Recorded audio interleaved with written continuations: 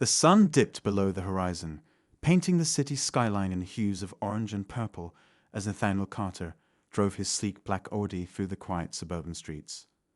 The rhythmic hum of the engine was a soothing backdrop to his thoughts, a mix of pride and fatigue after a long day in court. As one of the most respected judges in the state, Nathaniel had earned a reputation for his unwavering commitment to justice. Yet, despite his accolades, he knew the world often saw him differently.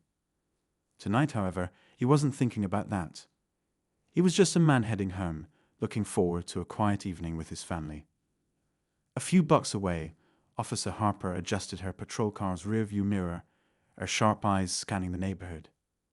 She prided herself on being thorough, her dedication to the job a product of years spent proving herself in a demanding field. But beneath her confident exterior lay a scarred psyche. An incident years ago had left her shaken, her trust shattered when someone she let her guard down for turned out to be a threat.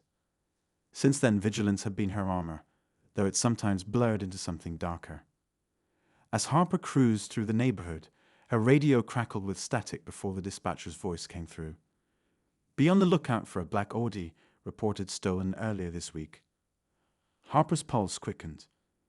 Her grip on the wheel tightened as she spotted a car matching the description gliding through an intersection ahead. The driver, a black man dressed sharply in a suit, didn't look particularly suspicious, but Harper felt her heart race. Her mind flashed back to that fateful night years ago, and the unease crept in. Without hesitation, she flipped on her lights, signaling the car to pull over. Nathaniel glanced in his rearview mirror, his brow furrowing. He sighed deeply, signaling and pulling to the side of the road. As the patrol car stopped behind him, the familiar sting of indignation burned in his chest. This wasn't the first time he'd been profiled, and he doubted it would be the last. Harper stepped out of her vehicle, her hand instinctively resting on her holstered weapon. She approached the driver's side, her posture rigid, her voice clipped. "License and registration, please." Nathaniel complied, his movements deliberate and calm. "Officer, is there a problem?" he asked, his tone measured but firm. "This car matches the description of a stolen vehicle," Harper replied, her eyes narrowing slightly. She studied his face, searching for anything, that might confirm her suspicions. Nathaniel leaned back slightly, his gaze unwavering. "I can assure you this car is mine. If you run the plates, you'll see that everything checks out." But Harper didn't move. Something in her hesitation betrayed her unease. Nathaniel noticed it immediately. "Officer," he began, his voice steady, "I'm Judge Nathaniel Carter. Surely a quick check will clear up any confusion." Harper froze for a moment, the weight of his words sinking in. A judge? It should have been enough to make her reconsider, but her past whispered insidiously in her ear, clouding her judgment. She stepped back, her radio crackling as she called for backup. Minutes later, Officer Mitchell arrived on the scene, stepping out of his car with a furrowed brow. He quickly assessed the situation and approached Harper. "What's going on?" he asked, his voice low. Harper explained, her words rushed and defensive. Mitchell glanced at Nathaniel, who stood outside his car now, hands at his sides, his expression calm but resolute. Something about the scene didn't sit right with Mitchell. "Did you verify the plates?" he asked Harper quietly. "I was about to," she replied, though her tone lacked conviction. Nathaniel interjected, his voice carrying an edge of frustration. "Officer Mitchell, I've done nothing wrong. This is a mistake. Please check the registration and end this." But Harper wasn't ready to back down. Her voice hardened as she addressed Nathaniel. "Sir, we're following procedure. If you have nothing to hide, there's no need to worry." Nathaniel's jaw tightened. Procedure doesn't include humiliating an innocent man. And make no mistake, that's exactly what's happening here. As the tension thickened, a few neighbors peeked through their windows, curious about the flashing lights. One stepped onto their porch, phone in hand, recording the scene. Harper's chest tightened as she noticed the growing audience. The weight of their stares made her defenses rise even higher. Mitchell sensed the situation slipping out of control. He turned to Harper, lowering his voice. We need to handle this carefully. If he's who he says he is, this could blow up in our faces. Harper shot him a sharp look, her pride and fear warring within her. I'm just doing my job, she snapped, though the crack in her voice betrayed her doubt. Meanwhile, Nathaniel stood firm, his every word laced with quiet authority. Officer Harper, you're making a mistake. And trust me, it won't end here. The crowd began to grow, murmurs of discontent rippling through the air. Phones captured every moment, the faint red glow of recording lights adding to the pressure. Harper glanced at Mitchell, her composure faltering. She knew the situation was spiraling, but pride kept her rooted. And then the distant sound of a siren approached, growing louder with each passing second. Another patrol car arrived, this one carrying Captain Holloway. He stepped out, his tall frame and commanding presence cutting through the tension. As his sharp gaze fell on Nathaniel, recognition dawned, and his expression darkened. What's going on here? Holloway demanded, his voice a mix of authority and frustration. Nathaniel met his gaze, his tone steady but simmering with controlled anger. Captain Holloway, I'd like to know the same thing. As the scene unfolded under the watchful eyes of the community and the relentless lens of social media, the night teetered on the edge of a turning point. Harper stood frozen, torn between her sense of duty and the nagging realization that she might have gone too far. The air crackled with unresolved tension, every second stretching endlessly, as everyone waited to see what would happen next. Captain Holloway's sharp eyes shifted between Officer Harper, Officer Mitchell, and Nathaniel Carter. The tension was palpable, the air thick with a mix of unease and expectation. Holloway was a man who had seen his fair share of confrontations in the line of duty, but this felt different. This felt dangerous, not because of any physical threat, but because of the implications hanging in the air like a storm about to break. Officer Harper, Holloway began, his tone controlled but firm. Have you run the plates? Harper hesitated, her fingers nervously brushing against the edge of her belt. Not yet, Captain. I was ensuring the situation was secure first. Holloway's eyes narrowed, and his voice dropped an octave. Secure. The man is standing here, unarmed, calmly asking you to check his registration. How is this not already secure? Nathaniel, arms crossed now, spoke up. I'd like to know that myself, Captain. I've been cooperative. I've identified myself, and yet here we are, with half the neighborhood watching, no less. Holloway's jaw tightened. He was well aware of the growing audience and the cameras capturing every second. This wasn't just a simple traffic stop anymore. It was a moment that could easily spiral out of control. Officer Mitchell, Holloway said, turning toward the younger officer, run the plates. Now. Mitchell nodded quickly, relief evident on his face as he moved the patrol car to enter the information. Harper opened her mouth as if to protest, but Holloway cut her off with a sharp look. Not another word, he said quietly, his tone leaving no room for argument. Nathaniel watched the exchange, his eyes narrowing slightly. He had dealt with power struggles like this before, both in and out of the courtroom. But this wasn't just about authority or procedure. This was personal. He could see it in Harper's body language, in the way she avoided his gaze and clung to her defensive stance. There was something more at play here, something deeper. Captain, Nathaniel said, his voice calm but pointed. While we're waiting for your officer to confirm what I already know, I think it's worth discussing how this situation even came to be. I've been driving home from work. No erratic behavior, no broken laws, and yet I've been pulled over and treated as if I'm a criminal. Care to explain? Holloway let out a slow breath. He knew better than to make excuses, especially for behavior he hadn't witnessed himself. Judge Carter, I understand your frustration, and I'll be honest with you, this isn't how I want my department to operate. But until we have the facts, I can't speak to what led to this. Nathaniel tilted his head slightly, his expression unreadable. Fair enough, Captain. But let me tell you this, facts or not, perception matters. And the perception right now It's not good. Not for me, not for your department, and certainly not for your officer. Holloway didn't respond immediately. He knew Nathaniel was right.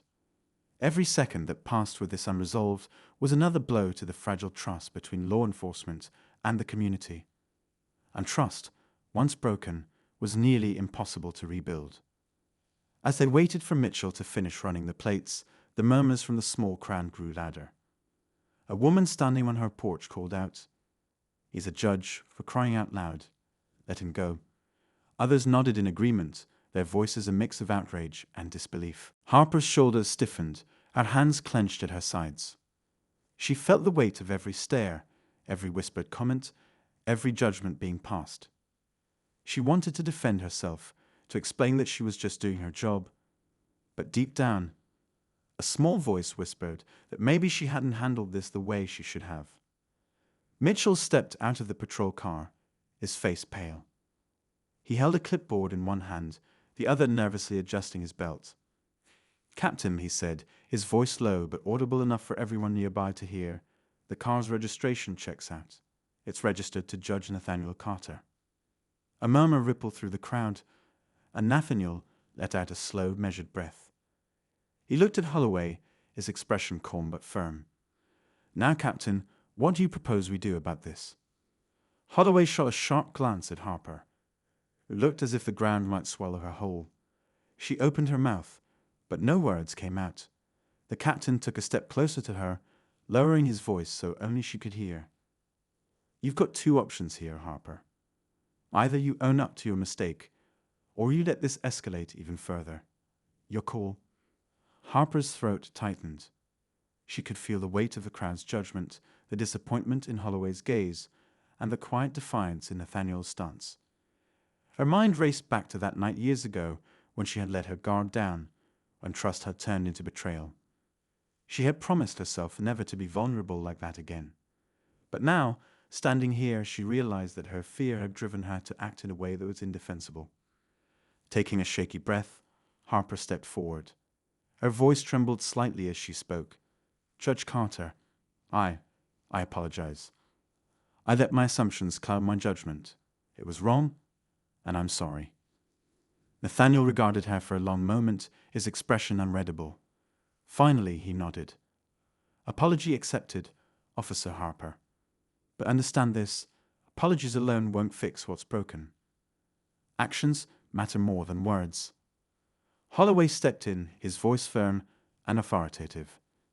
"Judge Carter, I assure you that this matter will be addressed internally. Officer Harper will face the necessary consequences for her actions." Nathaniel held Holloway's gaze for a moment before speaking. "I appreciate that, Captain, but this isn't just about consequences. It's about change. If you want to repair the trust that's been damaged here tonight, you need to do more than discipline one officer. You need to look at the culture that allowed this to happen in the first place." Holloway nodded slowly, the weight of Nathaniel's words sinking in. "You're right," he said quietly. "And I'll do everything in my power to make sure that change happens."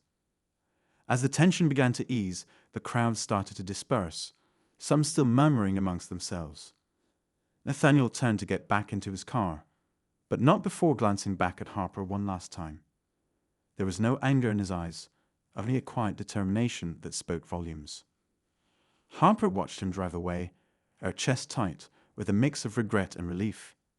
She knew that this night would stay with her for a long time, a painful reminder of the consequences of fear and bias. But maybe, just maybe, it would also be the start of something better, a chance to learn to grow and to do better.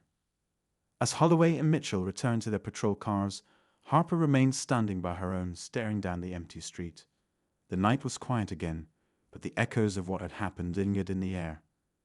And somewhere in the back of her mind, a small voice whispered that this wasn't the end.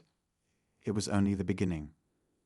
As Nathaniel drove away from the scene, the dim streetlights casting long shadows across the road, his mind churned with thoughts he couldn't quite silence. The apology from Officer Harper, while necessary, felt hollow. Words, no matter how sincerely spoken, wouldn't undo the humiliation or the deeper issues this encounter had unearthed. Nathaniel had spent his career standing for justice, working to dismantle systemic biases from the bench. But tonight, he'd been reminded of just how pervasive and insidious those biases could be. It wasn't just the system that needed changing, it was the people within it. Back at the precinct, Captain Holloway sat at his desk, his jaw tight, as he reviewed the report Officer Harper had submitted. It was short and clinical, carefully omitting any trace of the underlying tension from the night's events. Holloway leaned back in his chair, rubbing his temples. He'd been in law enforcement long enough to know when someone was deflecting accountability, and Harper's report was a textbook example. He glanced out the small window overlooking the bullpen, where Harper sat rigidly at her desk, typing with a mechanical precision that betrayed her unease. Mitchell, sitting a few desks away, kept glancing over at her, clearly debating whether to say something. Holloway sighed. It wasn't just Harper who needed to face the consequences. This was a teachable moment for his entire team. But how could he bridge the gap between accountability and meaningful change? The pressure to act swiftly and decisively weighed heavily on him, especially with the incident already making rounds on social media. Meanwhile, Nathaniel pulled into the driveway of his modest suburban home, where the porch light cast a warm glow on the front door. Inside, his wife, Evelyn, was waiting. She had always been his anchor, her calm and wisdom balancing his fiery determination. As he stepped inside, the tension in his shoulders began to ease, but only slightly. Evelyn looked up from the couch, concern etched across her face. "You're late," she said softly, setting aside the book she'd been reading. Nathaniel gave her a weary smile. "Traffic stop," he said simply, hanging his coat on the rack. Evelyn raised an eyebrow. "Traffic stop. You don't get pulled over. What happened?" Nathaniel sat beside her, the leather cushions sinking under his weight. He hesitated, then recounted the night's events in detail. Evelyn listened intently, her lips tightening as the story unfolded. When he finished, she shook her head slowly. "It doesn't matter how many degrees you have, how many cases you've won, or what title you carry. To some people, all they see is your skin," she said, her voice tinged with frustration. Nathaniel nodded, his gaze distant. "I know, but it's more than that. It's about the culture that allows someone like Harper to feel justified in her actions. She wasn't just following orders, she made a choice. And that choice reflects something bigger."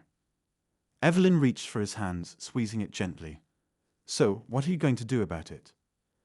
Nathaniel met her eyes, a flicker of determination igniting in his own. "What I always do, fight for change. But this time I might need to step outside the courtroom to make it happen." The next morning, the precinct was abuzz with activity. The video from the traffic stop had gone viral overnight, sparking heated debates online and drawing the attention of local news outlets. Reporters gathered outside the station, microphones in hand, eager for a statement from the department. Inside, Harper avoided eye contact with everyone, the weight of scrutiny pressing down on her. Mitchell, sensing her discomfort, finally broke the silence. "Harper, are you okay?" he asked hesitantly. She glanced at him, her expression guarded. "I'm fine," she said curtly, though the crack in her voice betrayed her. Mitchell frowned. "Look, I know last night was rough, but maybe this is a chance to learn, to do better." Harper's eyes narrowed. "You think I don't know that?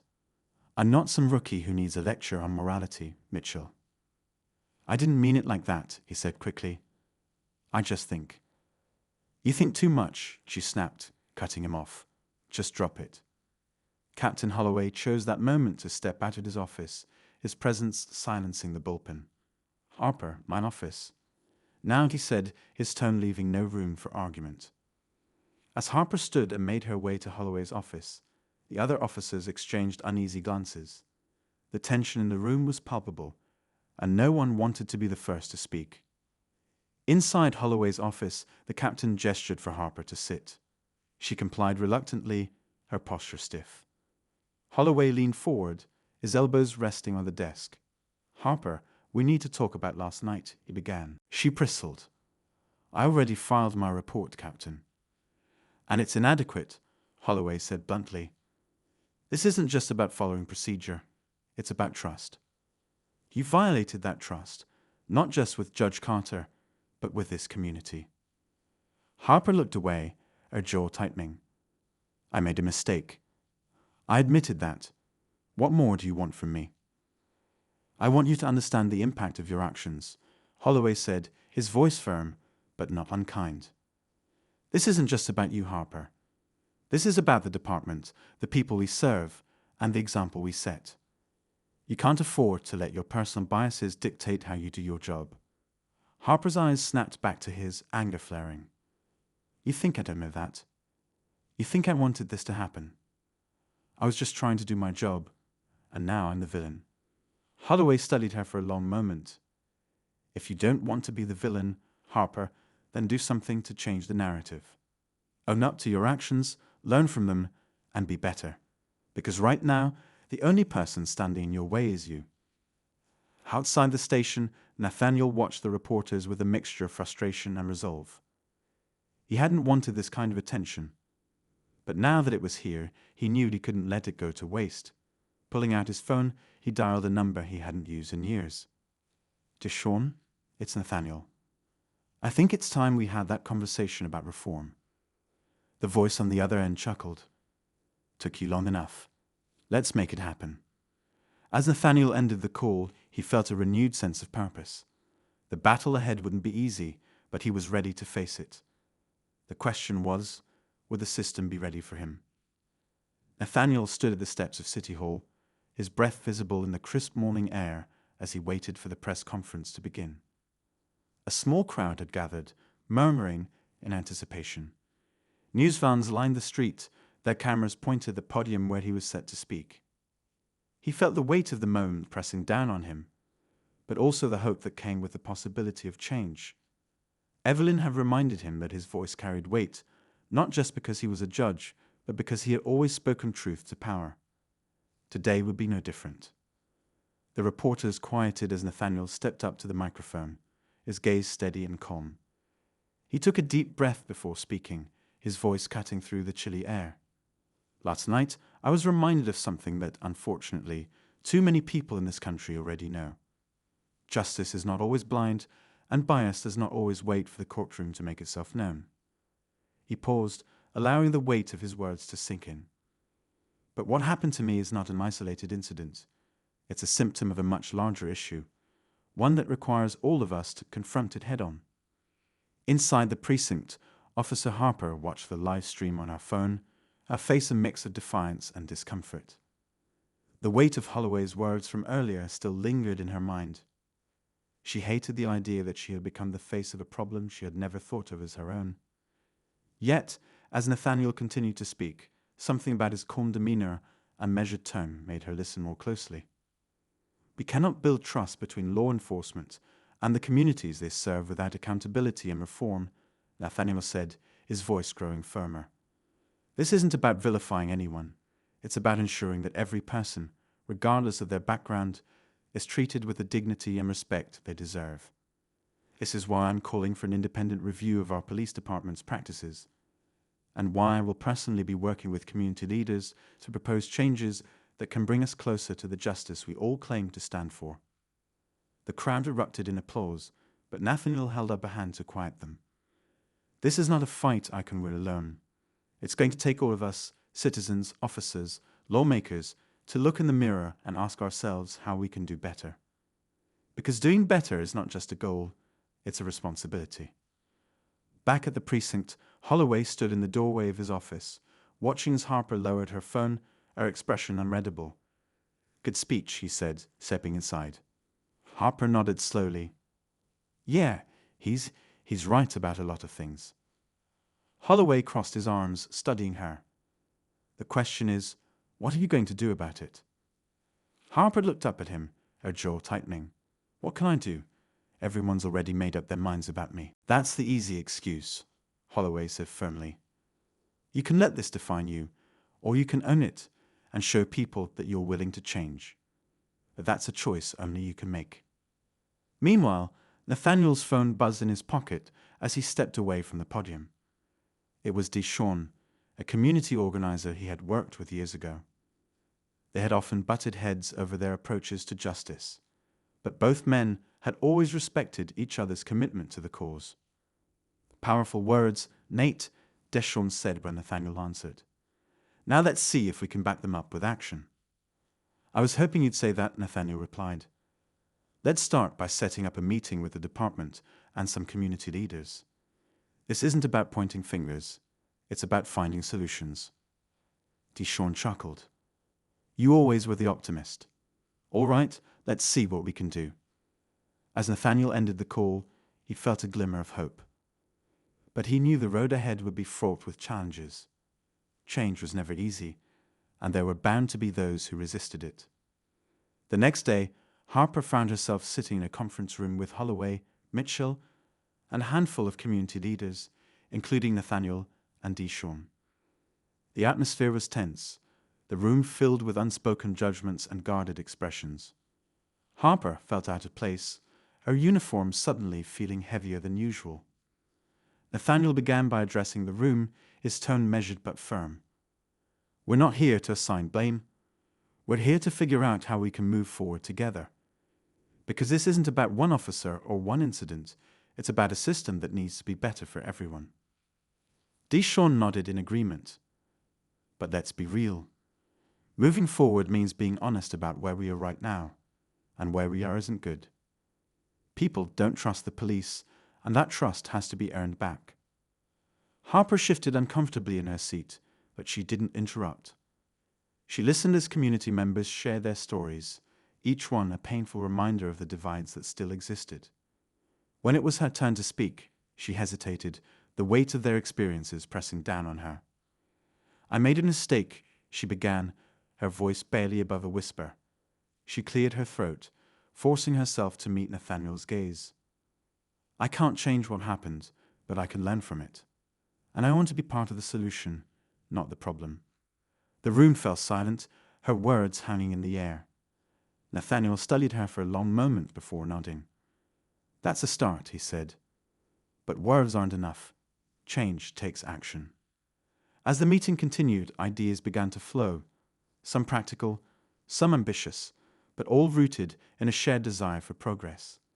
The tension in the room slowly began to ease, replaced by a cautious sense of hope. Outside, the sun was setting, casting a warm glow over the city. But inside the room, the work was just beginning, the stakes higher than ever. As the meeting adjourned, Nathaniel lingered behind, quietly gathering his notes. The conversation had been tense but productive, and for the first time in days, he felt a faint glimmer of optimism. Deschamps approached him, resting a hand on his shoulder. "You handled that well, Nate, but don't get too comfortable. This is just the beginning." Nathaniel nodded, a faint smile tugging at the corners of his lips. "I wouldn't expect anything less." He glanced toward Harper, who was speaking quietly with Holloway by the doorway. Her earlier admission had surprised him, though he could tell it wasn't easy for her. Change, he knew, rarely was. Just as Nathaniel was about to leave, his phone buzzed.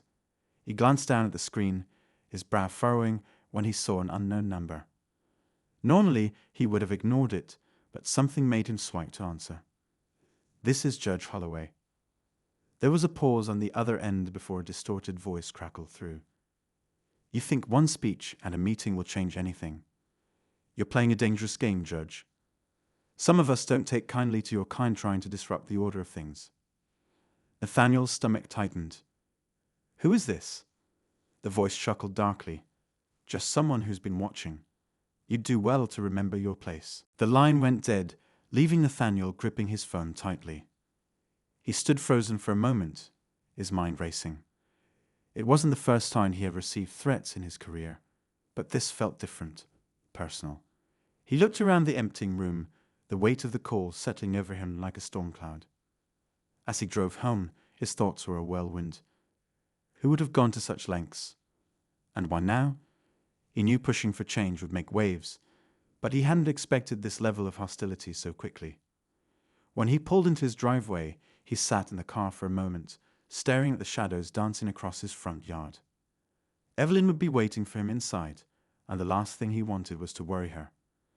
But as much as he wanted to dismiss the call, he couldn't shake the feeling that this was just the beginning. The next morning, Nathaniel arrived at the courthouse to find an envelope taped to his office door. His name was scrawled on the front in bold, jagged letters. He glanced around the hallway, but it was empty. With a deep breath, he peeled the envelope open and pulled out a single sheet of paper. The message was chilling in its simplicity. Asterisk, asterisk, stay in your lane, or there will be consequences. Asterisk, asterisk. Nathaniel's pulse quickened as he read the words. He folded the note and slipped it into his pocket, his mind racing. He needed to report this, but to whom? The very institution he was fighting to reform. The irony wasn't lost on him. Still, he couldn't let fear dictate his actions. He picked up the phone and called Dishon, his voice steady despite the turmoil brewing inside. We need to talk. Meanwhile, across town, Harper sat in her squad car, her mind replaying the events of the previous day. The meeting had been a wake-up call, forcing her to confront not just the perceptions of others, but also her own biases. She hated to admit it, but Nathaniel's words had struck a nerve. She thought about the cases she had handled, the choices she had made. How many times had she let assumptions guide her actions without even realizing it? Her thoughts were interrupted by the crackle of the radio. All units, we have a disturbance reported at 14th and Main. Possible escalation. Respond immediately. Harper grabbed the receiver, acknowledging the call. As she drove to the scene, her mind shifted gears, focusing on the task at hand. When she arrived, the situation was already tense. A small crowd had gathered, and two men were shouting at each other in the middle of the street. Harper recognized one of them, Malik, a local activist who had spoken at the meeting the night before. The other man was a store owner she had seen in the neighborhood before, his face red with anger. Harper stepped out of her car, her hand instinctively hovering near her belt. Everyone, take a step back, she called out, her voice firm but calm. Let's de-escalate this before it gets out of hand. Malik turned to her, his eyes blazing. You think you can just stroll in here and play the hero? You're part of the problem. The store owner pointed an accusing finger at Malik.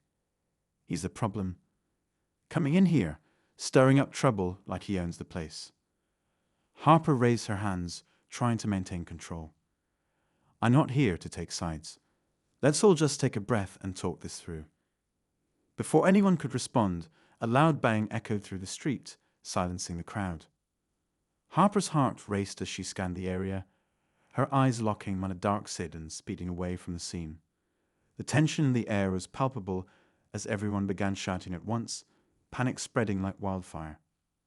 Back at the courthouse, Nathaniel was meeting with Dishon when his phone buzzed with a news alert. He glanced at the headline, his blood running cold. Asterisk, asterisk, tensions escalate in local community as gunshot interrupts dispute. Asterisk, asterisk.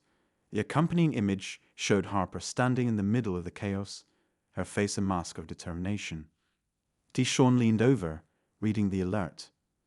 This is bad, Nate. Real bad. If we don't get ahead of this, it's going to blow up in ways we can't control.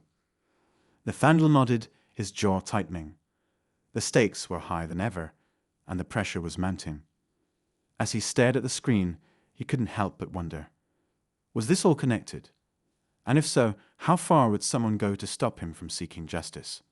As the night settled over the city, the tension in the air was almost tangible. Nathaniel sat in his living room, staring at the note he had received earlier that day.